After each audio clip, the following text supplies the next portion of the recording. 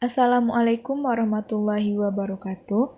Puji syukur kita ucapkan kepada kehadiran Allah Subhanahu wa Ta'ala karena telah melimpahkan rahmat dan karunia-Nya kepada kita bersama, sehingga kita dapat melaksanakan perkuliahan evolusi pada kesempatan kali ini.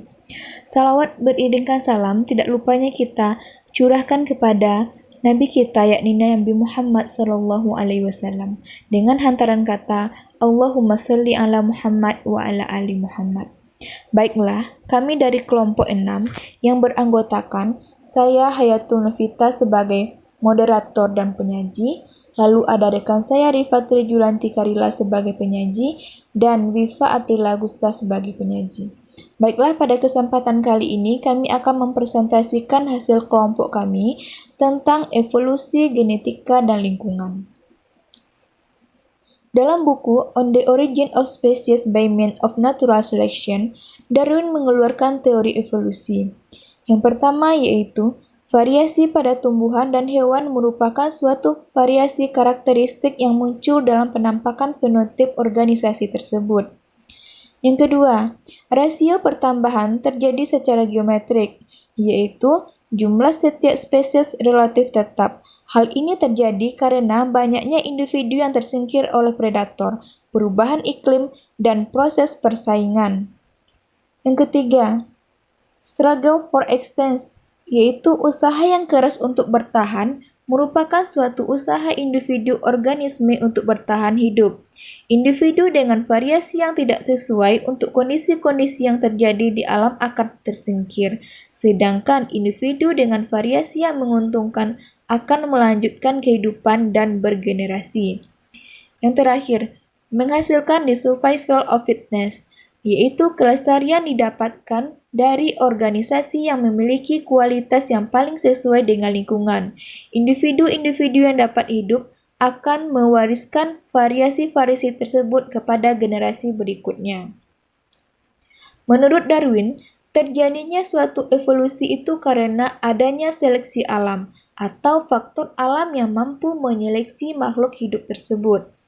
Adaptasi merupakan penyebab terjadinya seleksi alam atau mekanisme seleksi alam. Sekianlah materi dari saya. Untuk materi selanjutnya yang akan dijelaskan oleh rekan saya, yaitu Wifa Aprila Agusta. Nah, baiklah, saya Wifa Aprila Agusta akan melanjutkan penjelasan dari rekan saya sebelumnya. Nah, selanjutnya yaitu kajian genetika tentang evolusi. Nah, gen adalah dasar untuk hereditas yang terletak dalam kromosom dan juga merupakan unit dasar dari keturunan yang tersusun atas DNA dan menentukan struktur protein-protein. Nah, genetika ini adalah ilmu yang mempelajari tentang sifat atau karakter yang diturunkan dari suatu generasi ke generasi berikutnya secara turun-temurun. Penurunan itu melalui gen yang terdapat dalam kromosom di dalam inti sel. Genetika adalah sebuah ilmu tentang penurunan sifat yang diperkenalkan pertama kali oleh Gregory Mendel. Nah, membantu para ilmuwan untuk mengidentifikasi tentang kebenaran terjadinya evolusi. Dalam genetika dibahas variasi genetika sebagai salah satu faktor penyebab evolusi.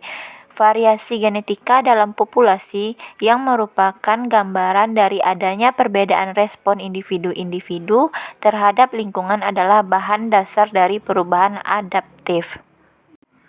Hubungan evolusi di antara spesies dicerminkan dalam DNA dan proteinnya. Jika dua spesies memiliki pustaka gen dan protein dengan urutan monomer yang sangat bersesuai, urutan itu pasti disalin dari nenek moyang yang sama. Variasi berasal dari mutasi bahan genetika, migrasi antar populasi, aliran gen, dan perubahan susunan gen melalui reproduksi seksual. Variasi juga datang dari tukar ganti gen antara spesies yang berbeda. Contohnya transfer gen horizontal pada bakteri, bakteria, dan hibridasi pada tanaman. Nah, selanjutnya yaitu evolusi merupakan perubahan frekuensi alel dalam populasi yang menyatu dalam gen pool. Evolusi molekuler merupakan pendekatan kajian evolusi yang berpijak pada genetika populasi berdasarkan data-data molekuler. Evolusi ini muncul melalui perubahan yang terwariskan yang dikontrol melalui gen. Baiklah, hanya itulah yang saya sampaikan. Selanjutnya akan dilanjutkan oleh rekan saya. Hubungan evolusi dengan genetika dan lingkungan. Jadi pada materi ini terbagi dua, hubungan evolusi dengan genetika dan hubungan evolusi dengan lingkungan. Baiklah, di sini saya Rifatri Julianti Karila akan menjelaskan mengenai hubungan evolusi dengan genetika. Dalam ilmu genetika, dilakukan pembahasan mengenai variasi genetik. Variasi genetik inilah yang menjadi faktor penyebab evolusi. Variasi genetik dalam populasi yang merupakan gambaran dari adanya perbedaan respon individu-individu terhadap lingkungan adalah inti dasar dari perubahan adaptif. Suatu populasi terdiri dari sejumlah individu dengan suatu kecualian, maka tidak ada dua individu yang serupa. Pada populasi manusia dapat kita lihat dengan mudah adanya perbedaan individu semisal dipunyai ciri-ciri anatomi, fisiologi, dan kelakuan yang khusus. Dengan demikian, populasi terdiri dari sejumlah individu yang memiliki sifat penting tetapi berbeda satu sama lain di dalam berbagai hal. Hubungan evolusi di antara spesies dicerminkan dalam DNA dan proteinnya di dalam pembahasan di genetika. Jika dua spesies memiliki pustaka gen dan protein dengan ukuran monomer yang sangat bersesuaian, urutan itu pasti disalin dari nenek moyang yang sama. Sama halnya jika diibaratkan sebagai dua buah paragraf dengan panjang yang sama, meskipun ada pergantian satu atau dua huruf di beberapa tempat, tentunya itu dapat kita katakan berasal dari satu sumber yang sama. Baik, mungkin sekian dari saya. Baiklah, saya Hayatul Novita. Saya akan melanjutkan materi selanjutnya, yaitu tentang hubungan evolusi dengan lingkungan. Secara umum, evolusi menjelaskan terjadinya perubahan pada makhluk hidup yang menyimpang dari struktur alam dalam jumlah yang banyak serta beraneka ragam, dan kemudian menyebabkan terjadinya dua kemungkinan adalah makhluk hidup berubah, akan mampu bertahan dan tidak punah, atau disebut dengan istilah evolusi progresif. Sedangkan kemungkinan yang kedua yaitu makhluk hidup berubah atau berevolusi dan gagal bertahan hidup, yang akhirnya punah dan disebut dengan evolusi regresif. Seleksi alam adalah keberhasilan yang berada dalam reproduksi atau kemampuan individu yang tidak sama untuk bertahan hidup dan bereproduksi.